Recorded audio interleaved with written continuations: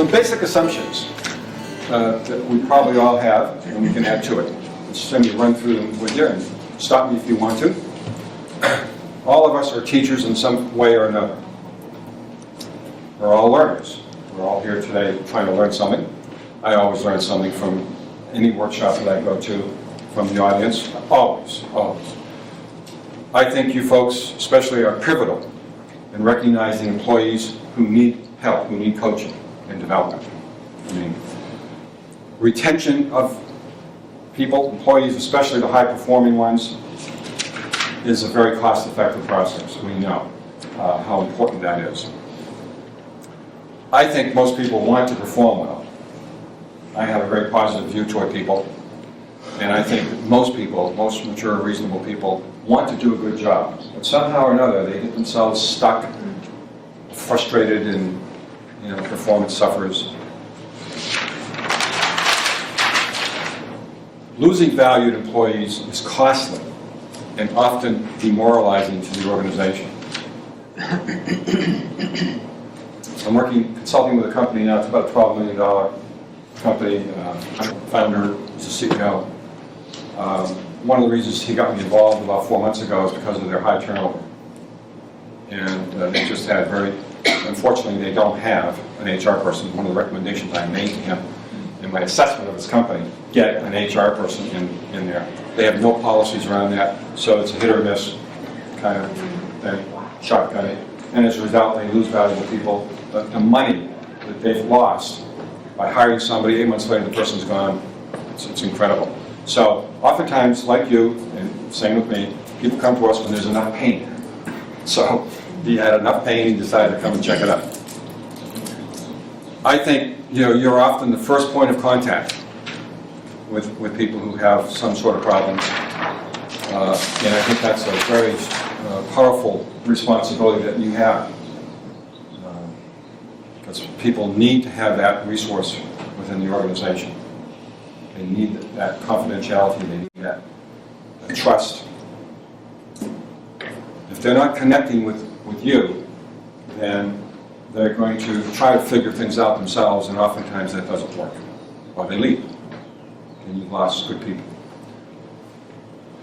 I think that you folks have a great opportunity to provide leadership. I'm not telling you anything you don't know, but influencing that culture.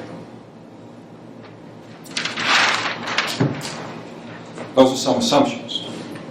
Any of those assumptions you want to disagree with? Or challenge?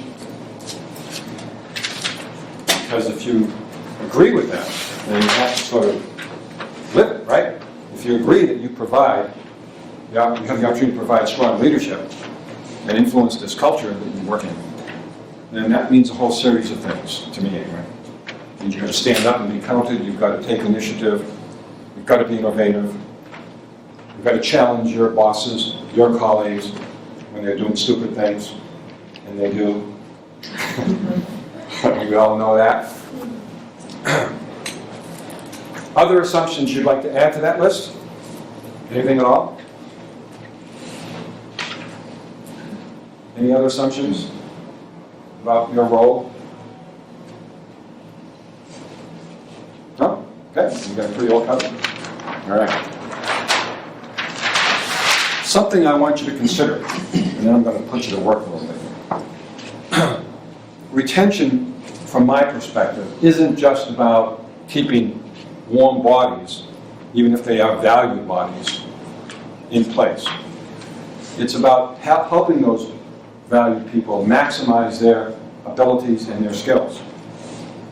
It isn't just keeping them there. It's what they do while they're there. Okay? So just something to think about. Because what happens is, because of this other consideration I'd like you to, and we've talked about this earlier, living and working in Maine presents really unique challenges. And most of us don't want to leave Maine. Most of us don't even want to commute any further than what we're commuting. And we stay in jobs longer than perhaps the job has value for us. I hear it all the time, I'm sure you do. Right? You have stories like that?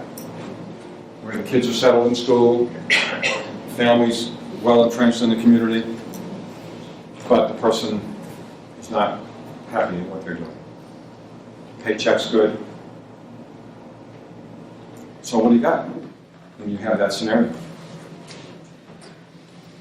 David? But don't you have also a segment of the workforce who may be content to be perhaps not totally exuberant about their job because they get satisfaction outside the workplace? Yes. It balances. I think that's a component of the main worker. There are plenty of lifestyle and quality of life issues that help balance out what perhaps is not being gained at the work. Absolutely.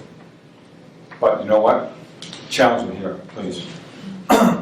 If I'm paying your salary, I want the best I can get out of you when you're showing up at my place.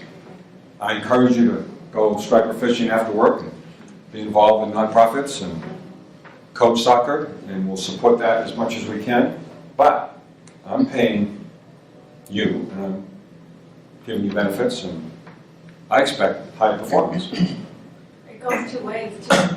It goes two ways, exactly. The positives that come into the workplace is great, but the negative that leaves also can impact outside. That's right. In many ways. Yeah.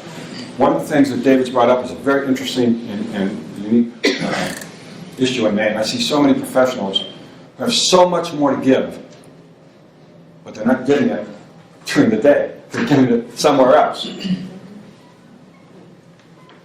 And my contention is, if we can get to their core themes, if we can help them, they're going to be able to give more. Because, look, most of us, if not all of us in this room, we were probably not born with a silver spoon in our mouth.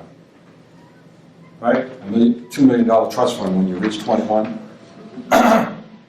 We're all workers. We all have to make a living. That's a reality for us. How we make that living is what core themes is about, and how we go about doing it. So yes, I agree. There are lots of people that stay in Maine, that stay in their job because of the things that they do outside. But I want 100% from you while you're in my company. I don't want less.